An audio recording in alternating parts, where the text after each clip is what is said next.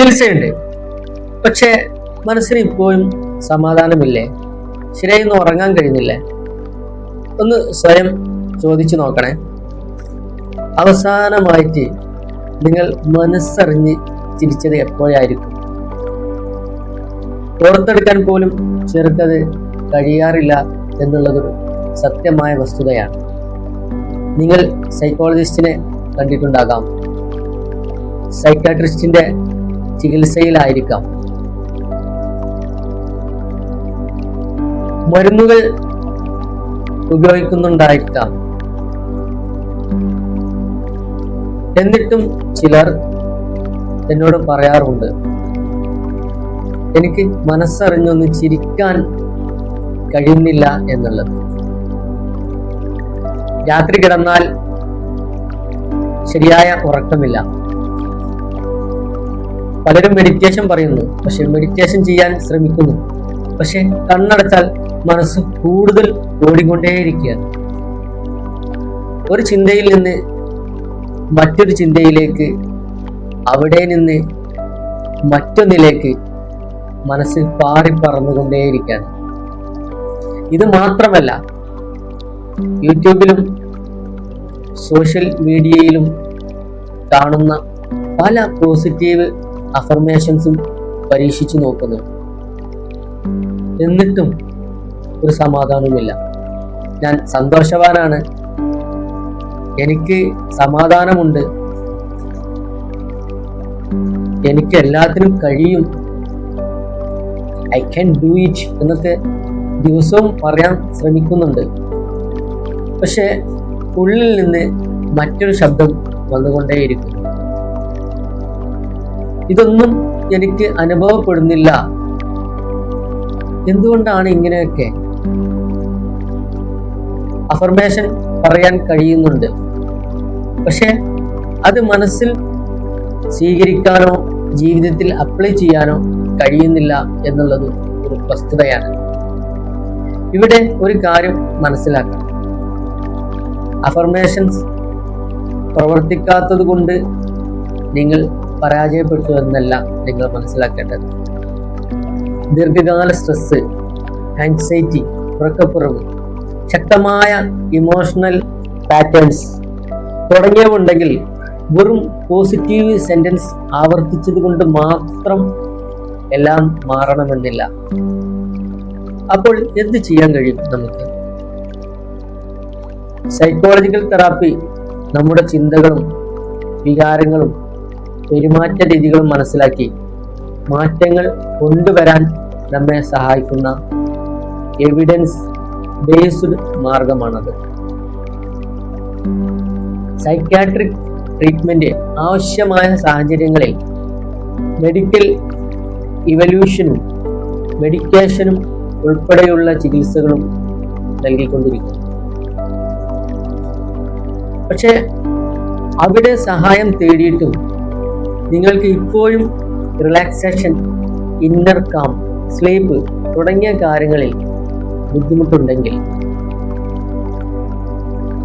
നിലവിലുള്ള പ്രൊഫഷണൽ കെയറിനോടൊപ്പം തന്നെ മറ്റൊരു കോംപ്ലിമെന്ററി സപ്പോർട്ട് കൂടി നമുക്ക് പരിഗണിക്കാവുന്നതാണ്.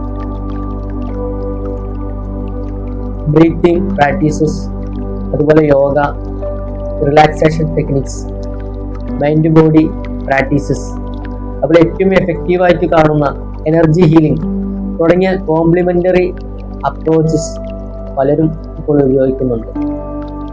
ഞാൻ ചെയ്യുന്ന healer Rasheed mind and body balance സിസ്റ്റത്തിൽ ഹീലിംഗിനെ അത്തരത്തിലുള്ള ഒരു കോംപ്ലിമെന്ററി അപ്രോച്ച് ആയിട്ടാണ് ഉപയോഗിക്കുന്നത്. എൻ്റെ ലക്ഷ്യം ഒരാളോട് മരുന്ന് നിർത്തൂ എന്ന് പറയുകയല്ല, സൈക്കോളജിസ്റ്റിനെ കാണേണ്ട എന്ന് പറയുകയുമല്ല. പകരം നിങ്ങൾ ഇപ്പോൾ സ്വീകരിക്കുന്ന പ്രൊഫഷണൽ കെയറിനൊപ്പം മനസ്സിനും ശരീരത്തിനും കൂടുതൽ റിലാക്സേഷനും ബാലൻസും ലഭിക്കാൻ മറ്റൊരു സപ്പോർട്ടീവ് അപ്രോച്ച് കൂടി നിങ്ങൾക്ക് അനുയോജ്യമാണോ എന്ന് പരിശോധിക്കുകയാണ്. ക്ലീനിങ് സെഷനുകൾക്ക് ശേഷം ചിലർ കൂടുതൽ റിലാക്സ്ഡ് ആയതായി, മനസ്സിന് ലഘുത്വം അനുഭവപ്പെട്ടതായും ഉറക്കത്തിൽ മാറ്റം തോന്നിയതായിട്ടൊക്കെ പറയാറുണ്ട്. ഓരോ വ്യക്തിയുടെയും അനുഭവവും ഫലവും വ്യത്യസ്തമായിരിക്കും. ചിലർ ഇന്നേ വരെ ഉറങ്ങാത്ത രീതിയിലേക്ക് ഒരുപാട് നേരം ഉറങ്ങിപ്പോയി എന്ന് അവർ പറയാറുണ്ട്. അതിനുശേഷം ഭയങ്കര റിലാക്സ് വന്നിട്ടുണ്ട്. ഒരു കാര്യം നിങ്ങളൊന്ന് ഓർക്കണേ, നിങ്ങൾ മെഡിറ്റേഷന് ശ്രമിച്ചു, പരാജയപ്പെട്ടിട്ടുണ്ടാകാം. പോസിറ്റീവ് അഫർമേഷൻസ് ആവർത്തിച്ചിട്ടും മാറ്റം അനുഭവപ്പെട്ടിട്ടില്ലായിരിക്കാം. ചികിത്സകൾ സ്വീകരിച്ചിട്ടും നിങ്ങൾ അന്വേഷിക്കുന്ന സമാധാനം ഇപ്പോഴും ലഭിച്ചിട്ടില്ലായിരിക്കാം. അതുകൊണ്ട് പ്രതീക്ഷ അവസാനിക്കുന്നില്ല. നിങ്ങൾക്ക് അനുയോജ്യമായ പ്രൊഫഷണൽ കെയർ തുടരുന്നതിനൊപ്പം തന്നെ സുരക്ഷിതമായ കോംപ്ലിമെന്ററി മൈൻഡ് ബോഡി അപ്രോച്ചസ് എന്തൊക്കെയുണ്ടെന്ന് അന്വേഷിക്കാം.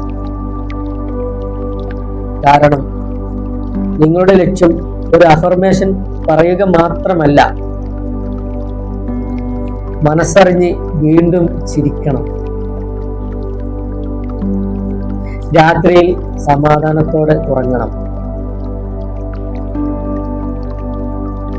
മനസ്സ് സ്വതന്ത്രമാകണം. ജീവിതം വീണ്ടും ആസ്വദിക്കാൻ കഴിയണം. അതാണ് യഥാർത്ഥ ലക്ഷ്യം. Healer Rasheed mind and body balance system കൂടുതൽ അറിയാൻ എന്നെ ഒന്ന് ഫോളോ ചെയ്യണേ. ഈ അവസ്ഥയിലൂടെ കടന്നു പോകുന്ന ഒരാളെ നിങ്ങൾക്കറിയാമെങ്കിൽ ഈ വീഡിയോ അവരിലേക്കൊന്ന് ഷെയർ ചെയ്യണേ.